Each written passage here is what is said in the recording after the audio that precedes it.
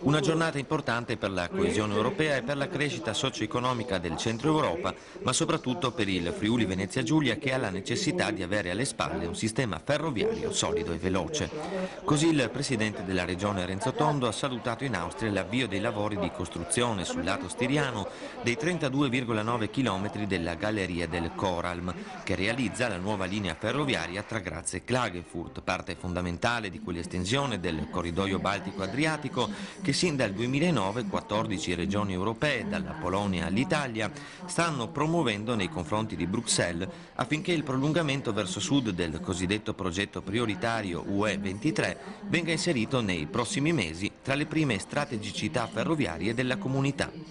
Il fatto che l'Austria abbia dato inizio ai lavori più significativi della nuova linea ferroviaria tra Graz e Klagenfurt, ha osservato Tondo, intervenuto alla cerimonia accanto al ministro austriaco dei trasporti Doris Bures e dai presidenti di Stiria e Carinzia, Franz Woves e Gerhard Dörfler, è davvero un'opportunità che di fatto rende ancora più necessario sviluppare il nostro sistema portuale.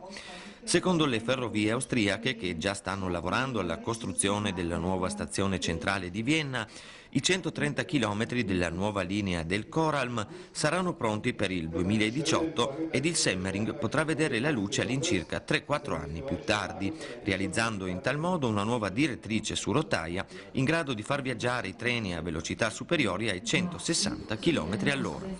Per il ministro austriaco dei trasporti, i nuovi Semmering, Koralm e Nodo di Vienna saranno in grado di ridurre i tempi ferroviari di percorrenza della tratta Varsavia-Klagenfurt di quasi 4 ore, rispetto alle attuali 12 ore e 45 minuti necessarie utilizzando la rete stradale. Il costo del traforo del Koralm è pari a 570 milioni di euro e sarà pronto nel 2017. È una giornata importante innanzitutto per la coesione europea. Ciò che hanno fatto e stanno facendo gli amici austriaci, stiriani e carinziani qui è un ulteriore passo avanti verso la coesione europea e per il centro dell'Europa uno sviluppo importantissimo. Per noi è ancora più importante perché il progetto di Unicredit della portualità dell'Alto Adriatico ha la necessità di avere alle spalle un sistema ferroviario molto veloce e molto solido. Il fatto che l'Austria costruisca oggi, dia inizio alla costruzione di questo tunnel ferroviario che porterà velocemente dal nostro paese a Graz, a Vienna, merci e persone, è davvero un'opportunità in più